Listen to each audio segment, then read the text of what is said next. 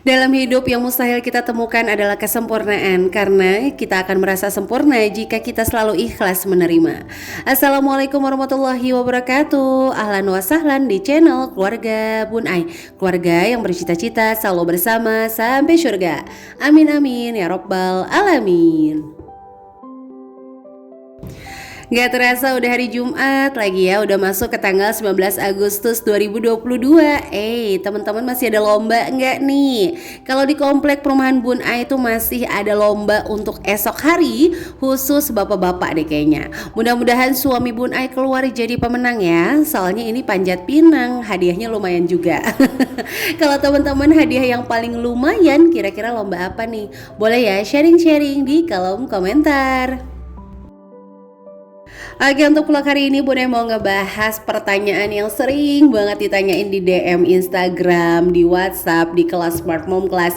Ini kayak tuh pertanyaan legend. Pertanyaannya adalah, Bun Ai, kenapa sih aku tuh udah bikin anggaran, aku tuh udah nulisin, aku tuh udah berusaha untuk selalu ngecek cash flow, tapi kenapa ya kok uangnya selalu kebablasan? Nah, hari ini kalau teman-teman yang ngerasa kayak gitu, tonton videonya sampai habis ya. Mudah-mudahan video ini bisa menginspirasi teman-teman sehingga anggarannya itu nggak bablas lagi. Nah, tapi sebelumnya Bun Ai minta maaf banget kalau suara Bun Ai ini lagi agak serak-serak banjir. Ya, balik lagi. Teman-teman yang selalu ngikutin keluarga Bun Ai pasti udah hafal banget kalau Bun Ai itu agak sensitif sama es. Tapi ya mau gimana dong ya, 17-an kemarin tuh pas lomba kayak haus banget. Minum es segelas akhirnya jadi serak kayak gini nih teman-teman. Tapi nggak apa-apa ya, mudah-mudahan apa yang Bun Ai sampaikan hari ini tetap sampai ke hati teman-teman. Oke, jadi langsung aja kita masuk ke tips yang pertama adalah anggaran anti kebablasan. Jangan tertipu dengan budgeting sendiri. Wow, maksudnya gimana nih Bun Ai? Siapa hayo yang sering ketipu sama budgetingnya sendiri? Nah, tertipu di sini adalah sebagai contoh nih, teman-teman itu ke pasar, punya budget mingguan 200.000, terus ke pasar belanjanya itu 199.000 gitu ya, kurang 1.000 rupiah. Terus teman-teman bilang, "Iye, alhamdulillah sesuai dengan budget." Tunggu dulu. Siapa yang menjamin kalau dari Senin ke Minggu lagi, teman-teman bener-bener nggak butuh cabai, nggak butuh kemiri, nggak butuh bawang putih, nggak butuh daun bawang. Nah, hal yang kayak gini nih yang akan menipu budgetnya sendiri dalam poin-poin anggaran apapun ya teman-teman. Jadi contoh misalnya mau belanja bulanan, belanja mingguan, bensin, kalau bisa jangan kita ngerasa budgetnya segitu dihabisin dalam satu waktu. Kecuali teman-teman nih dicatat dulu ya. Teman-teman punya yang namanya pegangan harian, bukan dana tak terduga ya, tapi pegangan harian. Kalau punya kayak gini itu boleh. Jadi misalnya kalau nanti sewaktu-waktu dalam hari ke hari itu butuh, udah ada nih budgetnya sendiri. Nah, terus gimana dong Bun Ai kalau misalnya belanjanya gimana nih supaya nggak kebablasan? Nah, ini ya saran dari Bun Ai. Tapi balik lagi, ini berdasarkan pengalaman sebagai ibu rumah tangga biasa, bukan seorang pakar. Jadi teman-teman boleh sangat berbeda. Kalau cocok silahkan dipakai, kalau enggak mohon dimaafkan. Jadi yang pertama adalah belanjakan setengah dulu. Contoh ya, kita punya anggaran bulanan 600.000 rupiah. Maksimal belanja di minggu pertama itu 400.000, di minggu ketiga 100.000, di minggu keempat 50.000. Nah, sisanya itu adalah untuk dana darurat kalau nih gajian itu terlambat. Nah, jadi gitu ya teman-teman, itu triknya yang Bun Ai pakai selama ini. Kalau dulu Bun Ai juga sama, kenapa bisa ngomong kayak gini tuh karena Bun Ai ngerasa tertipu sama budget sendiri.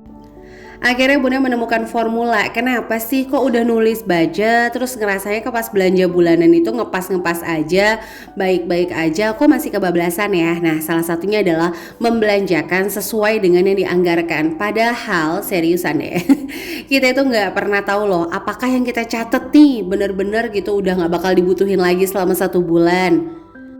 Contoh ya, simpel aja deh yang punya anak bayi atau anak kecil kayak Bun Ai, shampoo. Shampoo anak tuh kadang-kadang kita beli satu botol kita ngerasanya kayak ya udahlah cukup ya. Tiba-tiba dia mandi tanpa kontrol kita, dia mandi pakai shampoo banyak banget. Nah, ujung-ujungnya kan bakal habis sebelum waktunya tuh. Nah, mau nggak mau dong kita beli. Nggak mungkin kan nunggu sampai gajian. Kalau misalnya kayak gini, kita bakalan ngacak-ngacak anggaran yang lain teman-teman. Ingat ya, uang itu sifatnya bersatu kita teguh, bercerai kita runtuh. Jadinya kalau kita nih kayak bikin anggaran terus kita acak-acak gitu anggarannya, kita tuh kayak ada alam bawah sadar, udahlah acak aja semuanya gitu loh. Itu yang takutnya dari Bun Ayah. Yang kedua adalah usahakan membuat rincian plus estimasi harganya. Jadi meskipun diskon, tapi itu nggak masuk ke estimasi harga kita, kita tuh kayak ada remnya. Jangan deh orang itu kemahalan karena estimasi saya cuma 20.000, tapi itu harganya udah didiskon aja Rp25.000. Oke, menjawab pertanyaan, Bun Ai gimana ya kalau misalnya diskon aku stok barang? Bun Ai sih nggak sarankan ya, karena biasanya meskipun di stok barang bulan depannya itu nggak bakalan jauh lebih hemat lagi sih. Yang pertama itu. Yang kedua, biasanya kalau di stok itu kita makainya jauh lebih berfoya-foya kalau menurut Bun Ai. Nah lanjut ya, kita akan pilih dulu nih mana sih kebutuhan, mana sih keinginan. Nah pas belanja, usahakan troli belanjaan tuh penuh dengan catatan dulu. Dan sangat-sangat Bun Ai sarankan untuk mencatat di kertas. Kenapa? Karena kalau di handphone kadang-kadang kurang konsentrasi. Nah sementara ingat ya, uang kamu tuh cuman gajian sebulan sekali. Yang tim gajian sebulan sekali, yang seminggu sekali juga sama. Butuh konsentrasi penuh nih untuk pengeluarannya. Kecuali kita ngerasa gaji kita itu emang sultan. Sekali lagi ya teman-teman, mengatur keuangan bukan kita khawatir masa depan, tapi kita ingin Allah menambah kepercayaan untuk setiap rezekinya. Jadi kalau ada yang bilang jangan takut-takutlah sama masa depan, hello. Kalau kamu memang gak takut sama masa depan, gimana kalau hari ini kamu gajian, hari ini juga kamu bayarin belanjaan aku? Takut juga kan? Jadi sebenarnya semua orang itu pasti ada kekhawatiran, bukan ketakutan, tapi dalam konteks yang berbeda-beda. Oke, kita lanjut aja dulu ya ke poin yang kedua, yaitu adalah dana tak terduga. Nah, ini yang sering banget ketukar-tukar teman-teman. Suaranya kedengeran banget gak ya kalau bindeng gitu ya. Mohon maaf banget ya, dan ini tuh agak kayak ngos-ngosan karena emang nahan meler bahasanya Bun Ai. Tapi gak apa-apa sih, sebenarnya kalau dibawa ngomong juga gak sakit, jadi masih bisa dubbing. Cuma mungkin teman-teman agak keganggu ya sama suara Bun Ai, jadi mohon maaf banget sekali lagi. Oke, kita lanjut ya. Untuk kondangan, patungan, sumbangan yang sering banget dicurhatin penyebab kebablasan nomor 1 nih kalau masuk nominasi juara nih kayaknya. Kondangan, patungan, sumbangan yang emang kita tuh udah tahu. Bun Ai tuh selalu bilang, kalau udah tahu nih, contoh kita mau kondangan ke sepupu kita yang notabene-nya itu 100.000, 200.000. Nah itu kita tulisnya jangan ke dana tak terduga, kan kita udah duga. Jadi jangan ditulisin ke dana tak terduga, khawatirnya termanipulasi.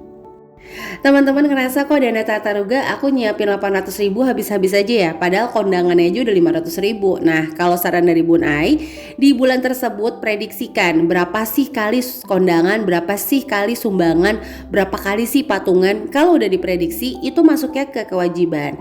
Karena dalam menyusun anggaran itu yang pertama adalah poinnya kewajiban dulu. Keduanya kita lihat sisanya kita penuhi dulu kebutuhan. Yang ketiga baru kita untuk saving teman-teman. Kenapa Bun Ai itu selalu kayak saving kok terakhir sih Bun Ai? Kan kalau pakar-pakar lain bilangnya saving tuh duluan. Ya balik lagi teman-teman, karena menurut Bun Ai pribadi tidak bisa disamaratakan kayak metode presentase. Contoh 30% cicilan aja. Nah kalau misalnya dia sama-sama anaknya 2, yang satu income-nya cuma 2 juta, yang satu income-nya 15 juta. Nah pertanyaan Bun Ai, apakah benar-benar nih 20% aja di keduanya untuk nyicil? Kan enggak ya.